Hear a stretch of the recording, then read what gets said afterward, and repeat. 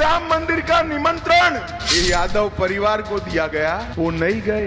गढ़ नहीं घर बोलो। बड़े बड़े माफिया थे, इनके भी राम नाम सत्य है कि यात्रा निकल गई है। सेंधमारी कभी कभी हो जाती है। समाजवादी पार्टी के अध्यक्ष वहाँ फतिया पढ़ने के लिए उसके घर जाते हैं।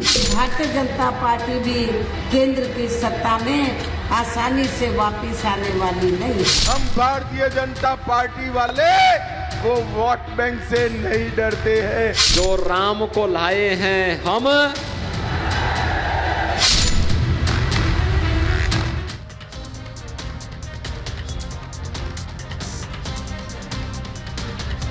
नमस्कार, आप देख रहे हैं रिपब्लिक भारत। आपके साथ मैं हूं Shweta Tripathi. Indian political league लेकर के कहां से?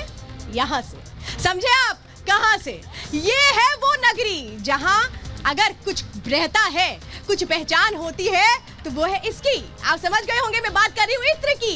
इत्र की खुशबू यहाँ पर होती है, लेकिन चुनावों में वो जो खुशबू है वो कहाँ जाएगी वो बहुत अहम है देखना। लेकिन आज मैं आपको एक बहुत अच्छी और एक बड़ी जानकारी देने जा रही हूँ।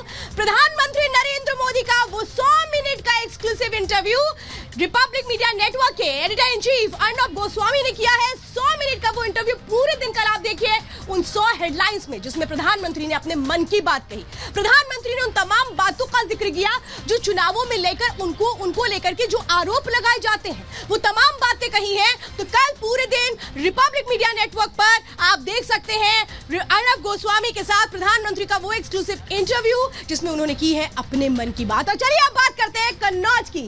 कन्नौज के मन की बात। कन्नौज वो शहर जहां इत्र की खुशबू होती है, वो सिर्फ और सिर्फ देश नहीं दुनिया में भी जाती है। कन्नौज वो जगह है जो अपनी खास पहचान रखता है राजनीतिक पृष्ठभूमि के साथ साथ अपनी एक पहचान उस इत्र के तौर पर है। और जनता जनार्दन मेरे साथ यहाँ पर है, वो जनता भी अपने हाथों में आज इत्र लेकर के पहुंची है, क्योंकि इत्र वो है जो खुशबू बिखेरता है। लेकिन ये जो इत्र है, इसकी खुशबू किसके हाथों में जाएगी, किसके हाथों से छिन जाएगी, ये देखना दिलचस्प है। क्योंकि 1998 से अगर 2019 तक हम देखें तो यहाँ पर एक ही पार्टी को लोगों ने सिर आंखों पर बिठाया, अपना प्यार दिया, और उस पार्टी के साथ अब क्या ये जनता जनार्दन जाएगी या 2019 में जिन्होंने परचम फैलाया उसके साथ आगे बढ़ेगी? बहुत सारे सवाल होंगे। जनता हमारे साथ है। आप सभी का इस कार्यक्रम में आने के लिए बहुत बहुत आभार। और तालियों के साथ मैं कहूंगी कि इस कन्नौज की उस खास पहचान को आप लोग भी अपने साथ लेकर के आज इस कार्यक्रम में हम बढ़े और साथ ही साथ एक बहुत बड़ा संदेश दें, क्योंकि ये हॉट सीट है। अखिलेश यादव यहाँ से चुनावी मैदान में है, सुब्रत पाठक यहाँ से चुनावी मैदान में है, और बीएसपी के जो प्रत्याशी है इमरान, वो तो आज हमारे साथ खुद इस कार्यक्रम में मौजूद है। और मैं कार्यक्रम में जो मेहमान है उनसे परिचय करवा देती हूँ। इस वक्त हमारे साथ इमरान बिन मौजूद है जो बीएसपी के कैंडिडेट है। उनसे हम समझेंगे कि वो कितने ज्यादा कॉन्फिडेंट है। हमारे साथ पुष्पेंद्र पांडे जी है, कांग्रेस से, आपका भी स्वागत है। हमारे साथ प्रोफेसर भुवन भास्कर जोशी है जो नेशनल स्पोक पर्सन है समाजवादी पार्टी के, आपका भी बहुत बहुत स्वागत है। हमारे साथ कौशलेंद्र पांडे जी है, पॉलिटिकल एनालिस्ट, आपका भी स्वागत है। और बीजेपी के कैंडिडेट है शरद मिश्रा जी, तालियों से स्वागत करिए। जनता को सर झुकाकर प्रणाम। सर आ रहे हैं सर, बहुत बेकरार है यहाँ के लोग बात करने के लिए। मैडम कैंडिडेट बना दिया शरद मिश्रा को, एक रिपोर्ट देखेंगे और उसके बाद इस चर्चा को आगे बढ़ाएंगे। भाजपा का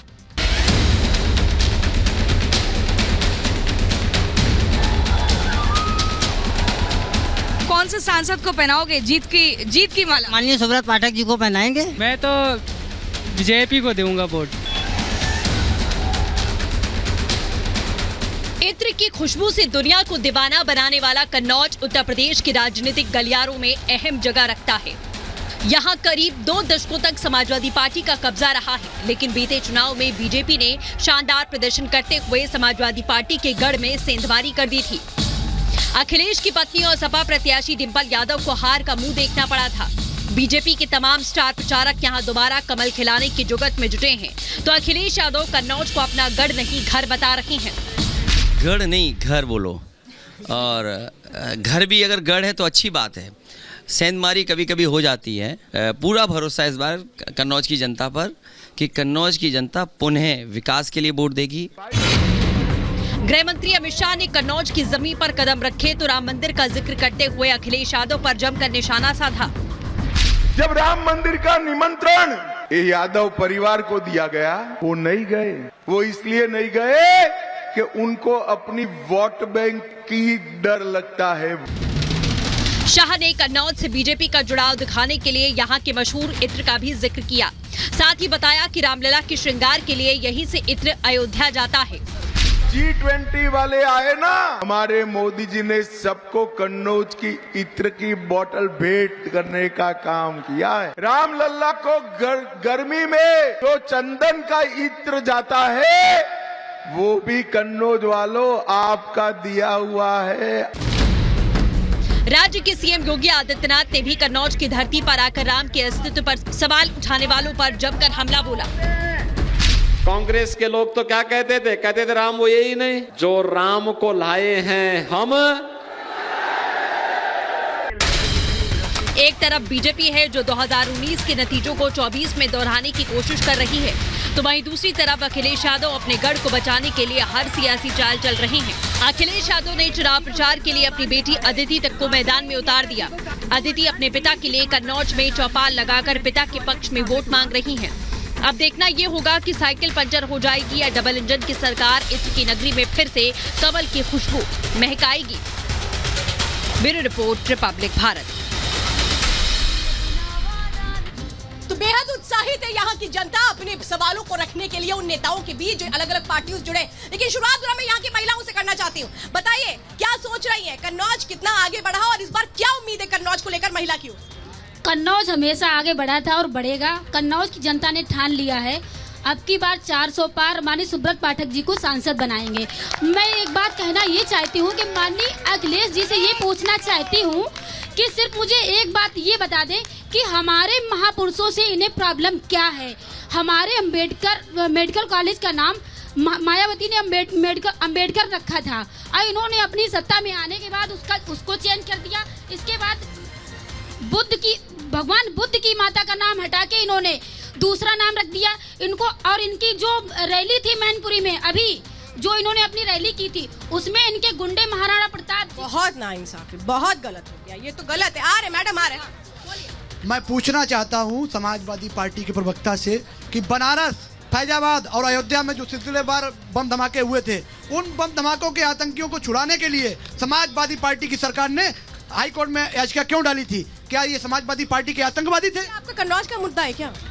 लेकिन अपराध का तो मुद्दा है। कन्नौज का मुद्दा है। आतंकवादियों की पैरवी करने वाले हमारे कन्नौज से लड़ेंगे तो कन्नौज का मुद्दा नहीं है क्या? ये चुनावी मुद्दा बनने वाला है। अच्छा हाँ, आप भाई से बताइए। कन्नौज का मुद्दा सबसे पहला तो यह है कि आप कह रहे हैं समाजवादी पार्टी की ये गढ़ की सीट है और घर की जीत है। समाजवादी पार्टी की इतनी बुरी दशा हो गई है कि उनको नेशनल स्पोक्स पर्सन लाना पड़ रहा है, उनको यहाँ पे प्रवक्ता नहीं मिला। और एक सवाल पूछूंगा समाजवादी पार्टी से, एक मिनट शांत रहो यार। समाजवादी पार्टी से पूछना चाहता हूं कि अखिलेश यादव यहां से चुनाव लड़ रहे हैं, आप ये बताइए मैं आपको कैसे वोट दूं? 2 मार्च 2013 को कुंडा में डीएसपी जियाउल हक की हत्या हुई थी, उनके जो 2 नामजद आरोपी। किसको लड़ना चाहिए था आप बताओ अपनी पसंद। पहले पूरी सवाल सुन लीजिएगा। मैं तो उनको तो नेता की तरह बोल रहे हो। मैं बताऊंगा जो 2 नामजद FIR हुई थी उनको अखिलेश ने 40 लाख रुपए देने को दिया। और ये मुस्लिम हक की बात करते हैं और लड़ने की बात तो लड़ेंगे क्या? वो पहले ही एक मैदान हार चुके हैं, एक गांव हार चुके हैं। पहले उन्होंने एक बच्चे को मैदान में उतारा था,